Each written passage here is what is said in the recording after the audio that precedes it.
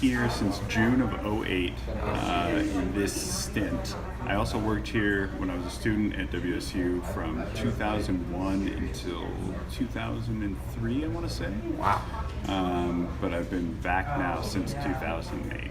My favorite part about working here is that our crews feel like a little family. This place is a nice home away from home.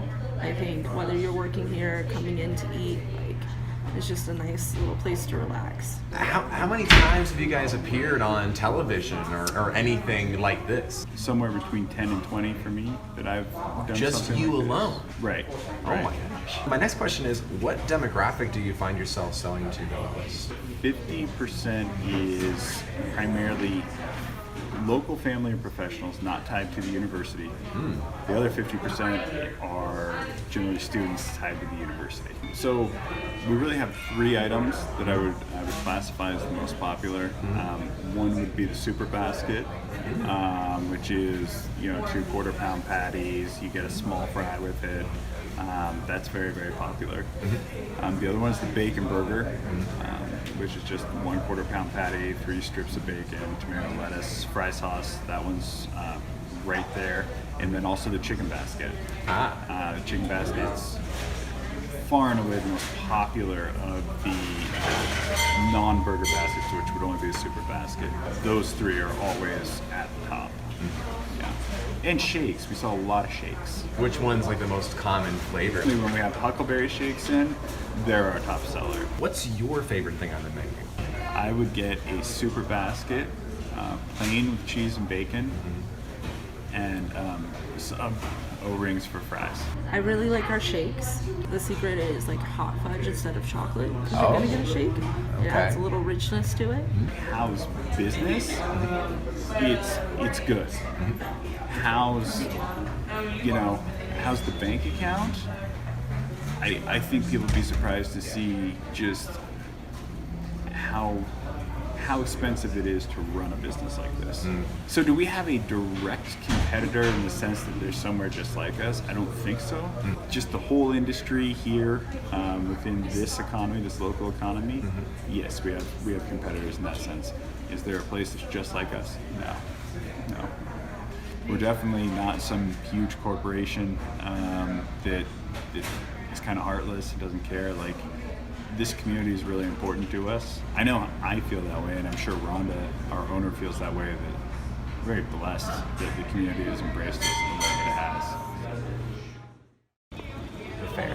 has. We're here for the Holiday Book Fair. We hold this once a year in the first week in December, and the purpose is to show off our work to the university as a whole. It's also an opportunity for us to showcase our new books, our front list, and we have people who show up every year and buy, Christmas gifts here, so it's a tradition. Every year we do very well in sales, and I would say we probably get in the neighborhood of 200 to 300 people that will wander through and either purchase or just take a look at everything that's here. I want to expose as many people as possible on campus to the press. So I want them to see the books that we produce, and maybe a faculty member wanders through and they have a manuscript that they've been sitting on, and all of a sudden we have a potential project. So this is really the one time of year that we are very much on display in a public way. So I just like to think of it as more of a public relations and just sort of an open invitation to talk to the press staff. I've been making drinks for about a year's worth of experience. My first experience making drinks was working at a ski hill bar where I mostly just poured beer and whiskey. My favorite drink is a gin martini, and I like to change it up a little bit and add some orange bitters in it. I have been making drinks, bartending for about 3 months now. Yeah, just about there. I would say my favorite drink to make is probably Moscow Mule. One of my favorite drinks to drink, so enjoy making it. And it's not too difficult, but it's tasty and gets the job done. This is The Banff Mountain Film Festival was held Monday, January 28th in the Compton Union Building Auditorium. The films featured mountain biking, climbing, base jumping, skiing, and much more. This was just one of the many opportunities outdoor recreation offers students. Well, we actually have another film festival coming up. The film festival is called No Man's Land. It's all focused on female athletes. And then as we get into the spring, there'll be more backpacking, kayaking, and kind of the more seasonal type sports. Outdoor recreation is popular on campus, and they attract a variety of students. We do tend to see about 400 to 500 WSU students in the rental shop throughout the semester. In the fall, I would easily say Greek Row is our biggest customer as a core group. We do see some athletes as well because they're also kind of a solid group that comes in and goes snowboarding together or things like that. Some students have even found work with outdoor recreation. Specifically in here, people are trying the activities for the first time, so it's really cool to hear about when they come back what their favorite experience was or how much fun they had while they were out on the weekend. So yeah, that's one of my favorite parts. Corbin White, Murrow News 8. The snow did not keep them away.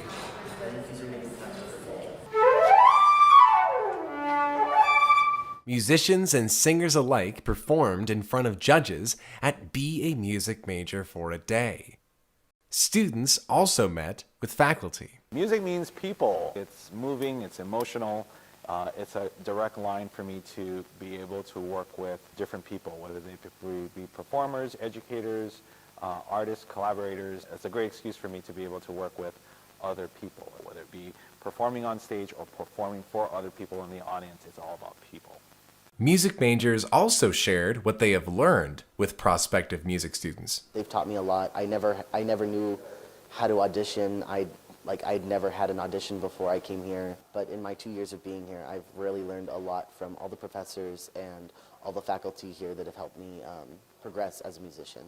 While most music majors play the clarinet, the piano, or sing, some college students, like myself, play other types of instruments.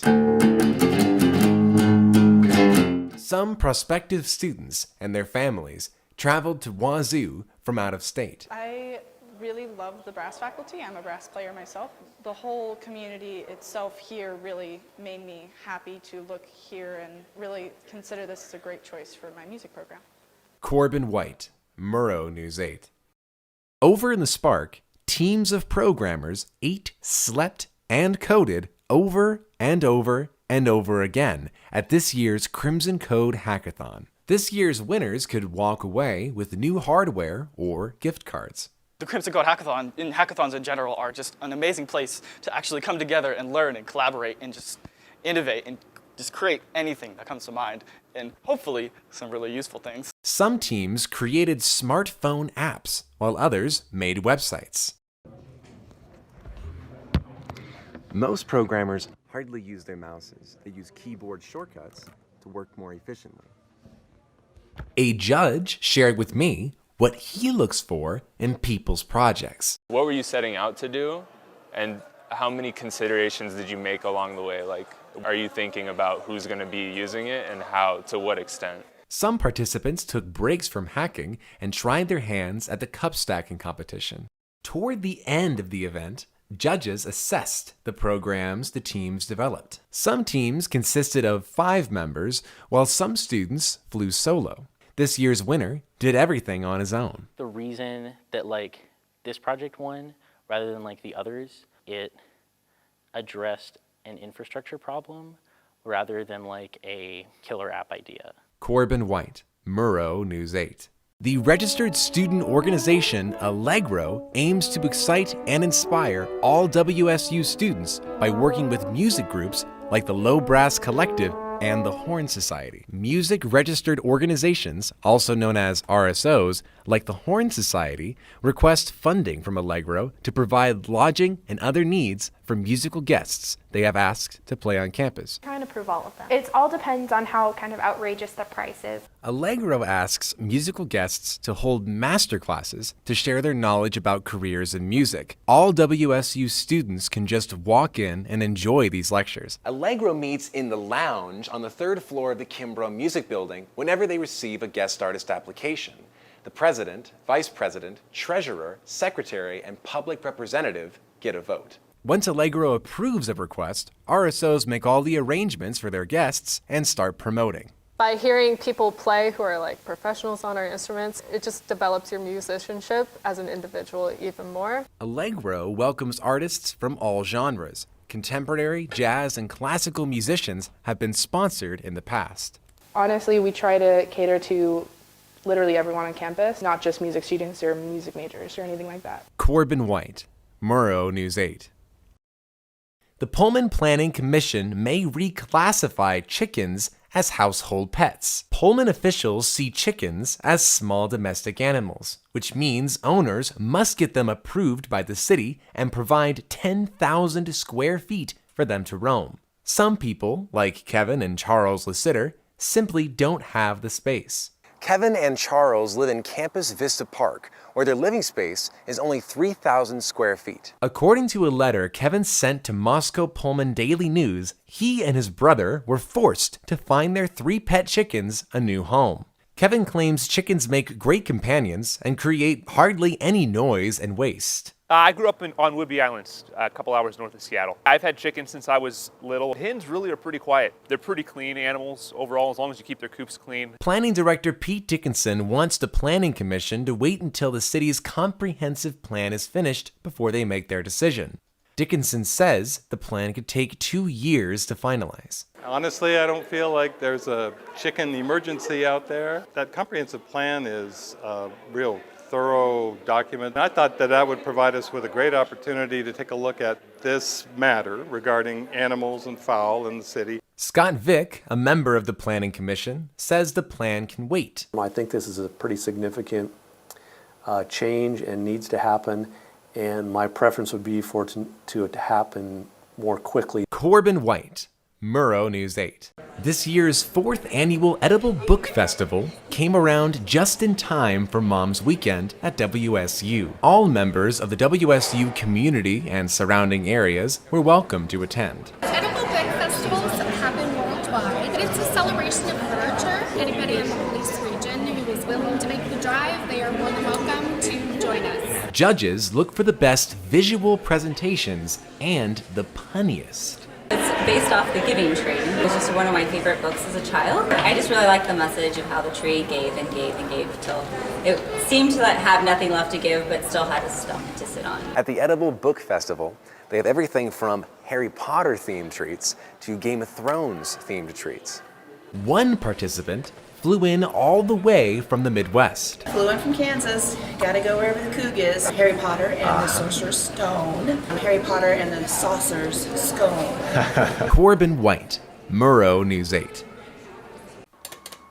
Mail theft is common in Pullman, so always make sure your mailbox is properly secured. A lot of students have had their emails hijacked recently, and that's because a lot of students forget to actually log out of browsers on school computers when they're done using them. I'll demonstrate right now how easy it actually is to get inside someone's account that's not yours. Simply go to the History tab, and right here at the top is a Wazoo email address. It just took a click, and now I'm in.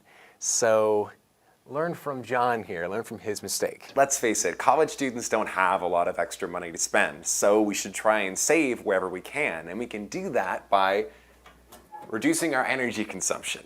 Now, I know that doesn't sound super exciting or anything like that, but the reality is energy does cost money, and you can save a lot of that by turning off certain devices when you're not using them or when you're out of town. After a lot of debate, the school finally decided to bring back vending machines, and I'm very happy about this because my favorite cherry Coke is back in the building.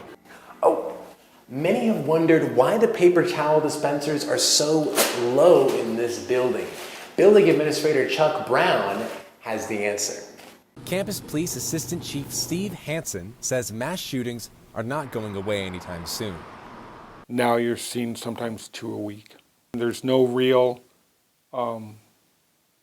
motivation out there. They're all different. According to the Associated Press, a 19-year-old North Carolina University student planned on killing his roommate and himself if he failed to get into a fraternity. He reportedly studied mass shootings. Hansen says you can run, hide, or fight in a mass shooter situation. If you're in a classroom, barricade the doors. Flee the scene if it is safe to do so. If you must fight, arm yourself with sharp or heavy objects. Experts say in the event of a mass shooting, it's smart to arm yourself with whatever is at your disposal. And that would include fire hydrants or what you happen to be sitting on. But are students ready for this? I'm not ready for it. Either follow other students or dead.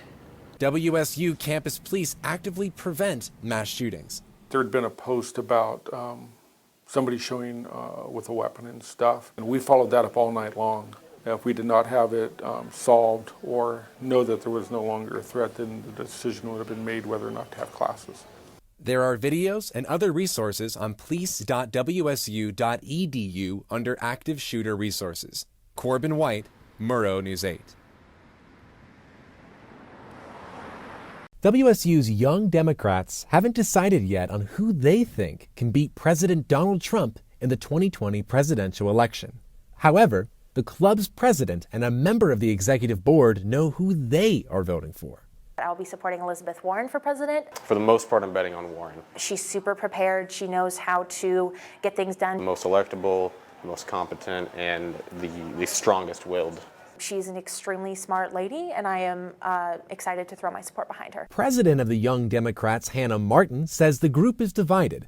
For the most part, they're split between Warren and Bernie Sanders. The club will be nominating a candidate soon, though. We are looking to endorse a candidate probably in the springtime once things have leveled out and the candidate number has dropped.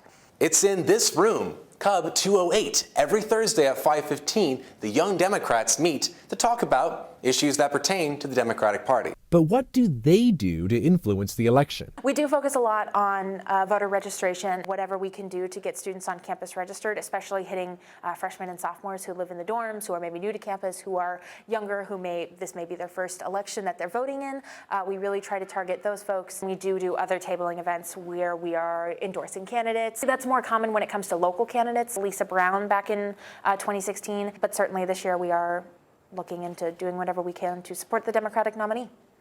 Corbin White, Murrow News 8.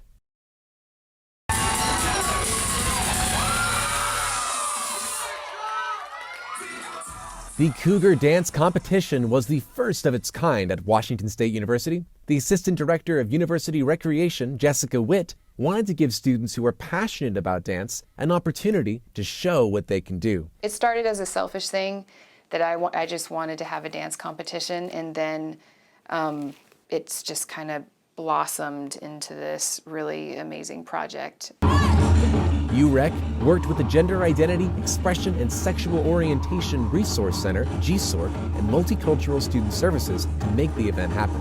Witt says their help made things a lot easier. Contemporary ballet, hip-hop, and Bollywood dancers took to the stage. This is exactly what we wanted to do. The dance competition is going on right behind me. The winner's going to walk away with $500 and a chance to perform in a future school event. Actually, future school events. A halftime performance at the Student Entertainment Board Springfest is on the table. Last year, T-Pain was the main act. Witt says she wants to give the winner as much exposure and experience on stage as possible.